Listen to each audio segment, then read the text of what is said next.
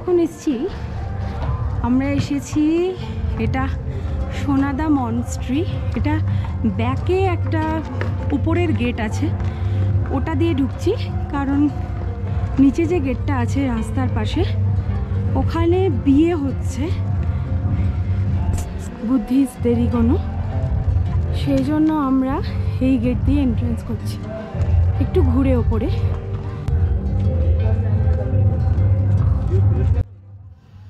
নমস্কার বন্ধুরা, আমি শর্মিষ্ঠা। আমার একটা ছোট্ট ব্লগে তোমাদের সকলকে আবারও স্বাগত জানাই।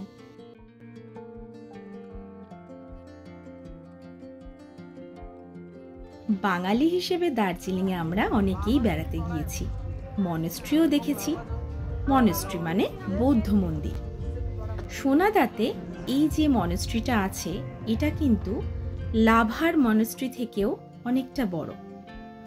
সোনাদার এই মঠ বা মনেস্ট্রি বা বৌদ্ধ মন্দির যাই বলি, যেটা সামদ্রুপ দার্জে চুয়েলিং মঠ নামে পরিচিত। দার্জিলিংয়ের শান্ত পাহাড়ের কোলে অবস্থিত একটি গুরুত্বপূর্ণ বৌদ্ধ মন্দির এটা। 1966 সালে শ্রদ্ধেয় কালু রিনপোচে কর্তৃক এই মনেস্ট্রিটা প্রতিষ্ঠিত হয়েছিল এই অঞ্চলে, এবং এর বাইরেও তিব্বতীয় বৌদ্ধ ধর্ম প্রচারের ক্ষেত্রেও এটা একটা গুরুত্বপূর্ণ মুহূর্ত ছিল। 1966 সালে প্রতিষ্ঠিত এই সোনাদা মঠ 2025 সালে প্রায় 59 বছরের পুরনো। এইটা হচ্ছে মনেস্ট্রির অ্যাসেম্বলি হল।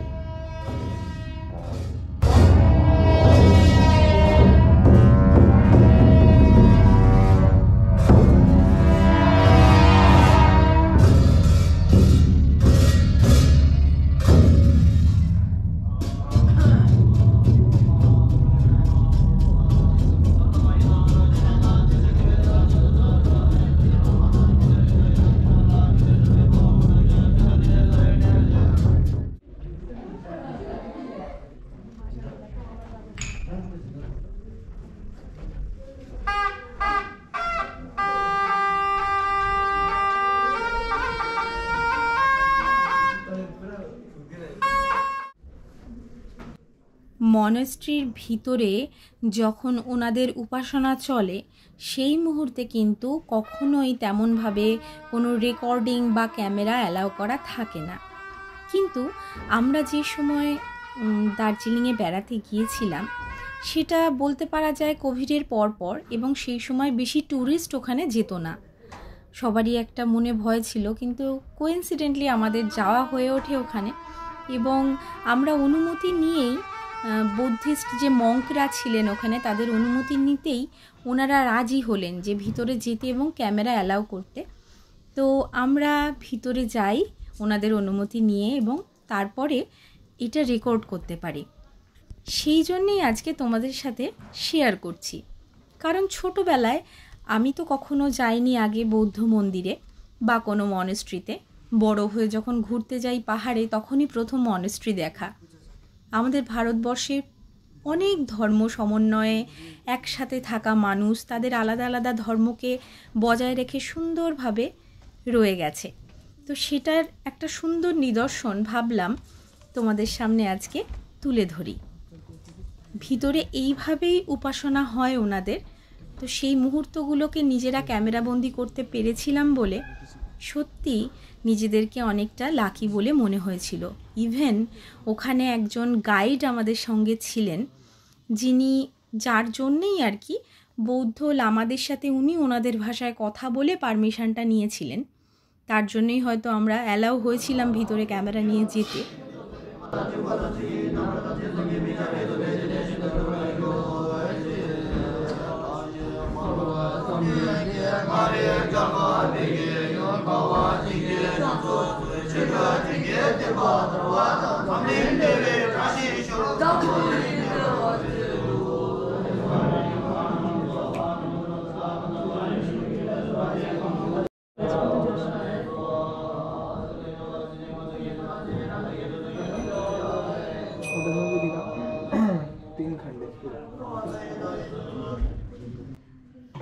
যখন ওনাদের উপাসনার এই শব্দগুলো হচ্ছিল, আমি বেশি কথা বলে পরিবেশটা নষ্ট করলাম না, তোমাদের সাথে শেয়ার করলাম।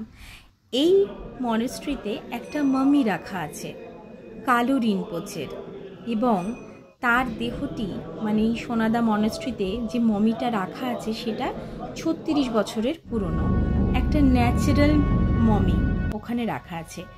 কিভাবে কি হয়েছিল এবং এটা রাখা আছে কিভাবে, সেটা নিয়ে একটু ছোট গল্পও করব তোমাদের সাথে এর নেক্সট পার্টে।